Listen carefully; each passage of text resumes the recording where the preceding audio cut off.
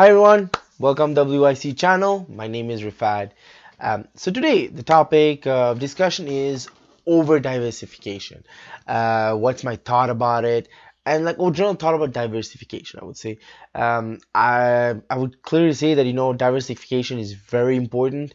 It kind of prevents any downfalls or corrections, and like prevents any hiccups that could occur when you buy stocks, right?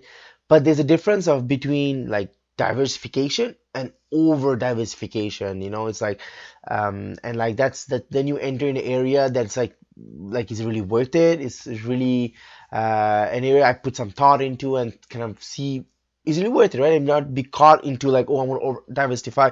It's important diversification. Let me buy that. Let me buy this. I really want to diversify. Like it's at that point, what's the worth? Just get an ETF, I would say, right? So I want to like in this video, I'm going to dive deep. I found like two portfolios.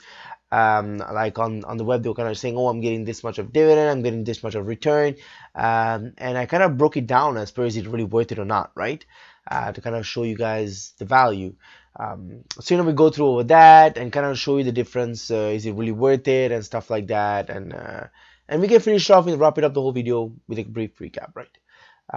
So let's jump into it. So first of all, I'm going to present to you screenshots of like two portfolios, right?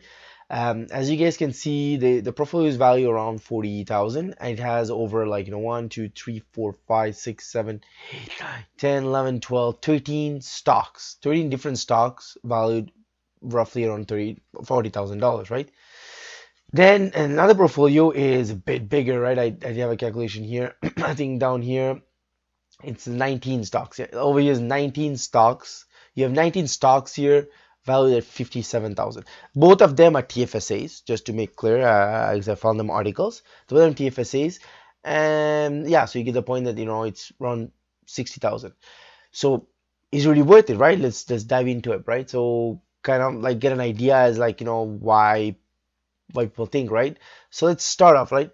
For me, I would say before I kind of go into fees and stuff like that, I would say when you have a around $50,000 portfolio, I think you should have a maximum of 5 stocks. You can have a bit over, maybe like 6, 7, but when you're starting to hit 19 and 14, it's like what's the point? Like what like I understand, but like then you're going with me. I would say I'm currently a bit over diversified on certain areas, but I'm kind of reshifting my portfolio and trying to break it down. But overall, it's like I might think of like 5, 6, 7 stocks. I would say that's around for my target. I would say then it's become more worth it because for the upside, right? Because I mean I understand people diversify to kind of protect the downside, right?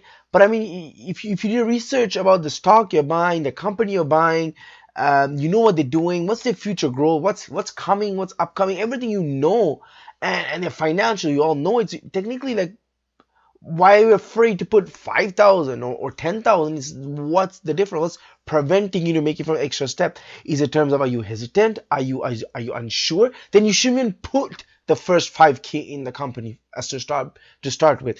You should be like, hey, let me like think, like I'm already hesitant to put more. So I mean, then you should stop. It's not, I would say in my mindset is like you shouldn't stop because of like, oh, I'm afraid of putting my max of 5,000. It's just you should say, oh, I don't want to overload. It's a different of putting like maybe you have $50,000 portfolio and putting maybe 20,000 on a stock. Then you become very like concentrated. That becomes a bit dangerous, I would say. But overall, if you're confident, why not, right? Still, but I would say maximum around 50. For my personal opinion, I would say around 50,000. I would say go around 5. I would say, and like all this complication. Imagine like the person has 19 stocks. He has to go through the earnings. He has to go through the corrections that happen. Why go through all the headaches of like 19, 14 stocks? Just buy an ETF. They handle the whole thing for you. They take care of the whole concept and the whole shebang that you don't have to worry about. Like, oh, I'd increase a bit of this. How do you manage 19 stocks? Like, it's at the point it's just become ridiculous. Just I would say personally, just sell it and buy an ETF. That would make more sense because you just have less headaches. You don't have to think about it. They take care of it. And that's it. Because this, you example, read the revenues. I'm certain on the 19, not reading, the person is not reading the revenues, not reading the earnings, not viewing any upcoming stuff that's coming of the company, all this kind of stuff you don't know, and like you lose track, and like a correction happens, that then you just might lose the money. You say, oh, I lost only, maybe you say $2,000. Oh yes, I was good, but I mean, at the begin with, if you did do your research, you would have not lost even the $2,000 in the worst case. So you kind of get my point. Is like, kind of want to get the point as, if you do your research and you're confident of the stock you're buying, awesome. That means you don't have to worry about those kind of stuff and having the headache of all the kind of stuff that would just go into an ETF. So let's sort of break down. Now we're going to bit in details of numbers, right? I would say. So the upside, let's say, let's take an example, right? The Shopify. The person has Shopify here, right? Valued at 2,254. And this, the calculations could change, because the current value could vary of Shopify. While I kind of did the calculations was a bit different. We can go ahead and, like, let's take a look. Why don't we just, while at it, why don't we just go take a look of the current value of Shop, right? It's on Shopify. So my data was like 347. I see it's in 381 now. So it just changes the whole concept, right? So you bring up the calculator. We say the person has this. Bring it over here. Let's do 381 times 15. It's around, yeah, we'll just let's do this here. So yeah, so I mean, you get the point that, the current value is this. That means it'll be, example, the person has, like, buys example, like he had bought 15 shares at around this price, and right now current value, the person is like, yeah, I doubled. I'm like, yeah, I doubled my money, right? That's awesome. Now let's take the scenario as per the person having put 10,000 instead of 2,500, right, on Shopify. So it's so put this here. Let's just replace this one here. So it just comes to different.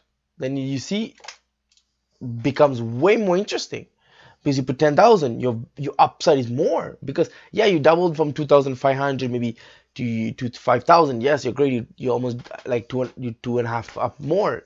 That's great numbers, right? But I mean, overall, if the person like said, I'm putting 10,000 because I know what the company is going to do, you would have maybe 100, you would have 61 shares, and you would end up, like, the upside would have been 23,000. You would have gone up also 2 times up, but then it becomes a significant upside. Then you can play with the more money, like it's more interesting.